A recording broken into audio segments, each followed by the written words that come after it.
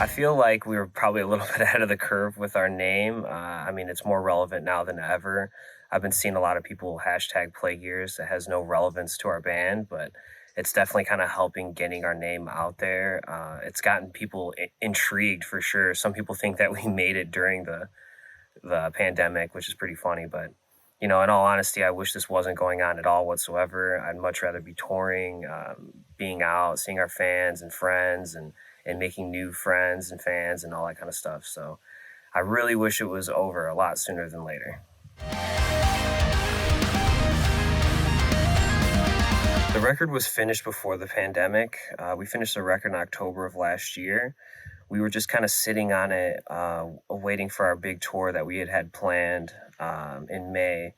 And we were going to release the record around that, and we had to push it back due to the pandemic. So the record was completely done before all of this started to happen.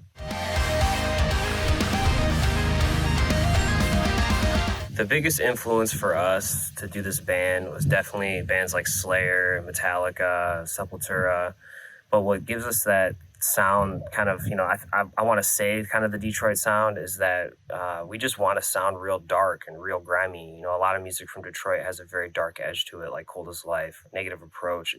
It kind of has like, the music itself is heavy, but they have like a certain swag and a certain sound, like an extra vibe or something to it that adds this, more evil sound to it.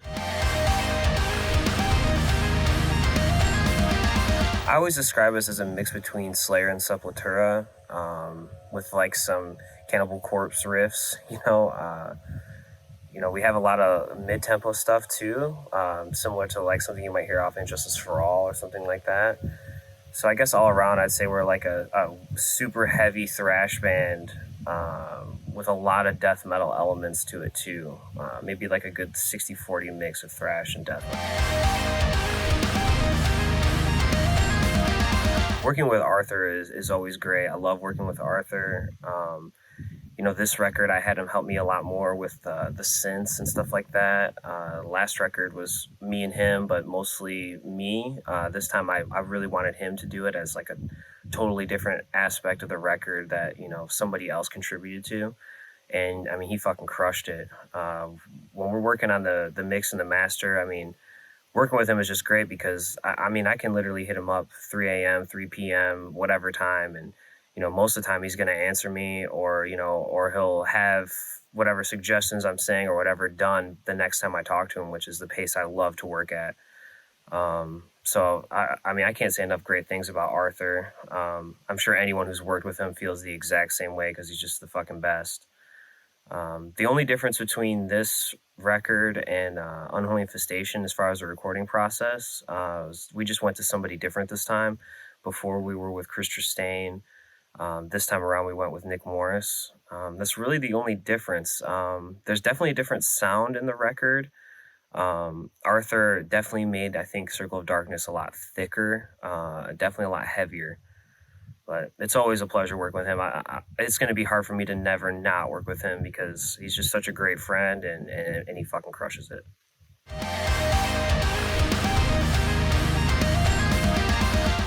So the songs are a mix of fantasy and real life. For example, like Play the Victim is definitely a real life situation dealing with somebody who's just a total full-on fucking narcissist. I mean, everyone can fucking relate to that. It's probably one of the most evil things on earth, to be completely honest with you. Paradox of Death is another real life situation, talking about someone snitching on you and no mercy, fuck all snitches, man. And No Respect for the Law, another one, real life. The system here is just totally fucked. There's just no respect for the law because it's totally built against you, another thing that's just probably one of the most evil things on this earth, Then there's fantasy like Witness Hell, talking about just torturing someone for basically the rest of their life, but just barely keeping them alive, never killing them off.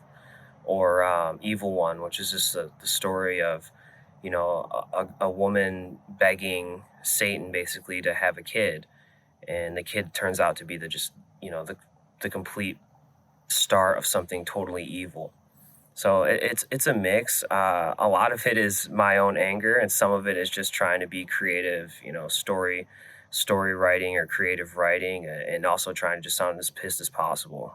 Channel my inner Slayer or Cannibal Corpse.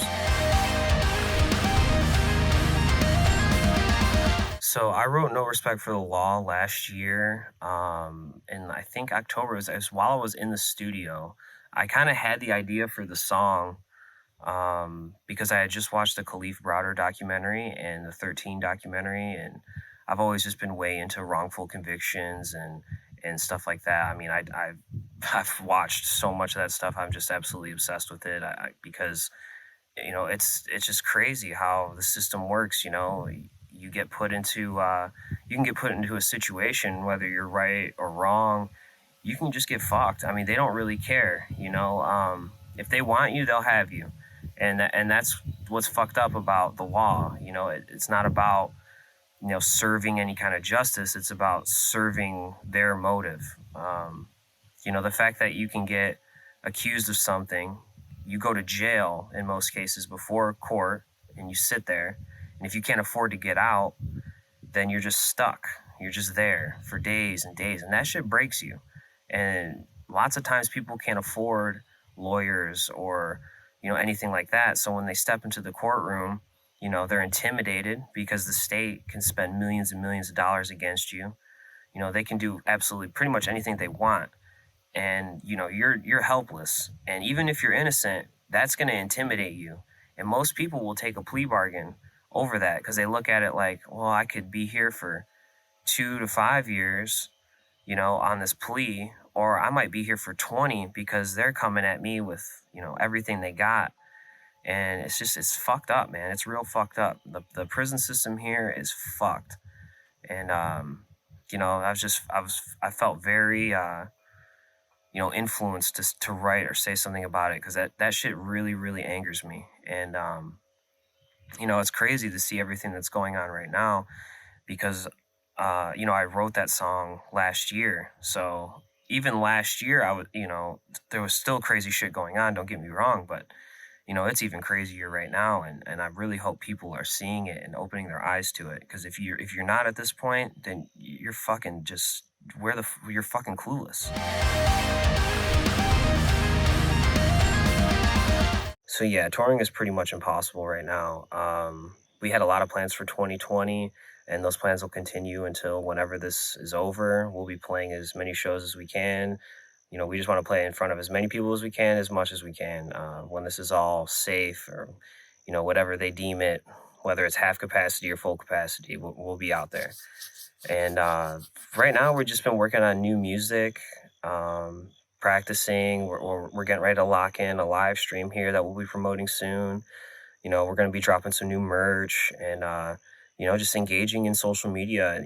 Hit us up on there, man. We respond. We love talking to people, fans, friends, whatever. Just hit us up, and it's pretty much it for right now. We're definitely working on a new record already. I got a couple songs already written, and just looking forward to the future. Ready for this to go away.